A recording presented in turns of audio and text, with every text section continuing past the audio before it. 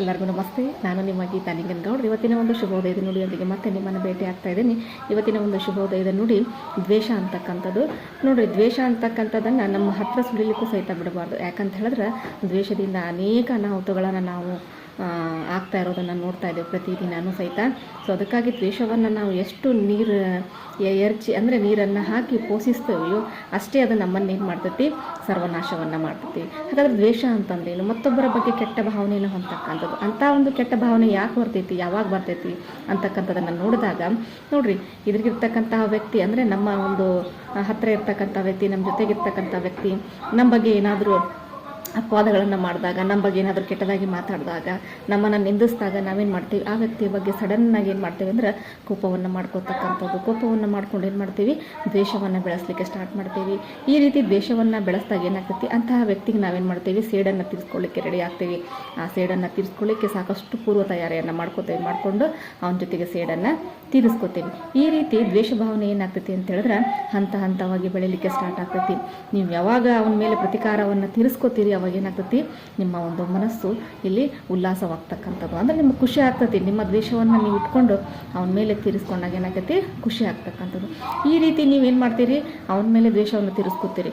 ಆ ವ್ಯಕ್ತಿ ಏನು ಮಾಡ್ತಾನೆ, ನಿಮ್ಮ ಮೇಲಿನ ದ್ವೇಷಕ್ಕೆ ಮತ್ತೇನು ಮಾಡ್ತಾನೆ, ಅವನು ಮರಳಿ ನಿಮ್ಮ ಒಂದು ಹಗೆಯನ್ನು ಸಾಧಿಸಲಿಕ್ಕೆ ಸ್ಟಾರ್ಟ್ ಮಾಡ್ತಾನೆ. ಅಂದರೆ ನಿಮ್ಮ ಒಂದು ವೈರತ್ವವನ್ನು ಕಟ್ಕೊಳ್ಳಿಕ್ಕೆ ಸ್ಟಾರ್ಟ್ ಮಾಡ್ತಾನೆ. ನಿಮಗೂ ಸಹಿತ ಏನು ಮಾಡ್ತಾನೆ, ಅದೇ ರೀತಿಯಾಗಿ ಏನು ಮಾಡ್ತಾನೆ, ಅವನು ಟ್ರೀಟ್ ಮಾಡ್ತಕ್ಕಂಥದ್ದು, ಉಪಚಾರವನ್ನು ಮಾಡ್ತಕ್ಕಂಥದ್ದು. ದ್ವೇಷ ಭಾವನೆಯಿಂದ ನಿಮ್ಮನ್ನು ಸಹಿತ ಉಪಚಾರವನ್ನು ಮಾಡ್ತಾನೆ. ನೋಡಿ, ಈ ರೀತಿ ಅವರಿಗೆ ನಾವು ದ್ವೇಷವನ್ನು ಮಾಡೋದು, ಅವರು ನಮ್ಮನ್ನು ದ್ವೇಷವನ್ನು ಮಾಡೋದು, ಈ ರೀತಿ ಏನಾಗ್ತದೆ ಅಂತ ಹೇಳಿದ್ರೆ ಇದು ಕಂಟಿನ್ಯೂಯಸ್ ಆಗಿ ಏನಾಗ್ತೈತಿ ಅಂತಂದ್ರೆ ಒಂದು ದೊಡ್ಡ ಅನಾಹುತ ಆಗೋದ್ರ ಮಟ್ಟಕ್ಕೆ ಏನಾಗ್ತೈತಿ, ಒಂದು ದ್ವೇಷ ಹೋಗ್ತಕ್ಕಂಥದ್ದು. ಸೊ ಅಂಥ ದ್ವೇಷದಿಂದ ಸಾಕಷ್ಟು ಜನ ಪ್ರಾಣವನ್ನು ಕಳ್ಕೊಂಡಾರ, ಸಾಕಷ್ಟು ಜನ ಅಂಗವೈಕಲ್ಯತೆಯನ್ನು ಹೊಂದ್ಕೊಂಡಾರ, ಸಾಕಷ್ಟು ಜನ ತಮ್ಮ ಒಂದು ಪರಿವಾರವನ್ನು ಕಳ್ಕೊಂಡಾರ. ಇವೆಲ್ಲ ಉದಾಹರಣೆಗಳು ದಿನನಿತ್ಯ ನೀವು ಈ ಒಂದು ಮಾಧ್ಯಮಗಳಲ್ಲಿ ನೋಡ್ತಾ ಇರ್ತೀರಿ. ಸೊ ಅದಕ್ಕಾಗಿ ಯಾರೊಂದಿಗೂ ದ್ವೇಷವನ್ನು ಬೆಳೆಸ್ಕೋಬೇಡ್ರಿ. ಇದ್ದಷ್ಟು ದಿನ ಒಳ್ಳೆಯ ಮಾತುಗಳನ್ನಾಡಿ, ನಿಮ್ಮ ಕೈಲೇ ಸಾಧ್ಯ ಆದರೆ ಸಹಾಯ ಮಾಡಿರಿ, ಇಲ್ಲ ಅಂತ ಹೇಳಿದ್ರೆ ಸಲಹೆಯನ್ನು ಕೊಡ್ರಿ ಅಂತ ನಾನೇನು ಮಾಡ್ತೀನಿ, ಈ ಒಂದು ವಿಡಿಯೋದ ಮೂಲಕ ಹೇಳಲಿಕ್ಕೆ ಇಷ್ಟಪಡ್ತೀನಿ. ಯಾಕಂತ ಹೇಳಿದ್ರೆ ಮನುಷ್ಯ ಹುಟ್ಟಿರ್ತಕ್ಕಂಥ ಒಂದು ಏನಪ್ಪ ಅಂತಂದ್ರೆ ಸಂದರ್ಭ ಬಹಳ ಒಳ್ಳೆಯದಾಗಿರ್ತೈತಿ. ಅಂಥ ಒಂದು ಮನುಷ್ಯನ ಒಂದು ಗುಣದಲ್ಲಿ ಮನುಷ್ಯತ್ವವನ್ನು ನಾವೇನು ಮಾಡಬೇಕು, ಪಡೆದುಕೊಳ್ಬೇಕಾಗ್ತೈತಿ. ಮನುಷ್ಯತ್ವವನ್ನು ಯಾವಾಗ ಕಳ್ಕೊತೀವಿ ಯಾವಾಗ ನಾವೇನಾಗ್ತೀವಿ, ಮೃಗಗಳಂತೆ ವರ್ತನೆ ಮಾಡಲಿಕ್ಕೆ ಸಾಧ್ಯ ಆಗ್ತೈತಿ. ಸೊ ಈ ರೀತಿ ಮೃಗದ ವರ್ತನೆಯನ್ನು ನಾವು ಮಾಡಲಿಕ್ಕೆ ಸ್ಟಾರ್ಟ್ ಮಾಡಿದ್ವಿ ಅಂತ ಹೇಳಿದ್ರೆ ನಮ್ಮ ಎದುರಿಗಿರ್ತಕ್ಕಂಥ ವ್ಯಕ್ತಿ ಮನುಷ್ಯನ ರೂಪದಲ್ಲಿ ನಮ್ಗೆ ಕಾಣಿಸೋದಿಲ್ಲ.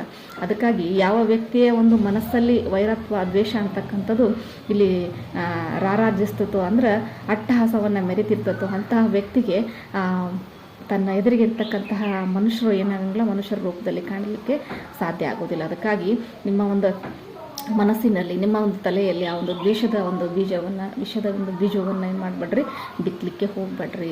ಏನೇ ಸಮಸ್ಯೆಗಳಿದ್ರೂ ಸಹಿತ, ಸಣ್ಣ ಪುಟ್ಟ ಸಮಸ್ಯೆಗಳಿದ್ರೂ ಸಹಿತ ಅದನ್ನು ಏನು ಮಾಡಬೇಕು, ಬಗೆಹರಿಸಲಿಕ್ಕೆ ಏನು ಮಾಡಿರಿ, ಕಲ್ತ್ಕೊಳ್ರಿ ಅಂತಕ್ಕಂಥದ್ದು. ನೋಡಿರಿ, ಸಾಕಷ್ಟು ನೀವು ವಯಸ್ಸಲ್ಲಿ ದೊಡ್ಡವರು ಇರ್ತೀರಿ ಅಥವಾ ಚಿಕ್ಕವ್ರಿಗೆ ಏನು ಮಾಡಬೇಕು, ಸಲಹೆ ಸೂಚನೆಗಳನ್ನು ಕೊಡ್ತಕ್ಕಂಥದ್ದು.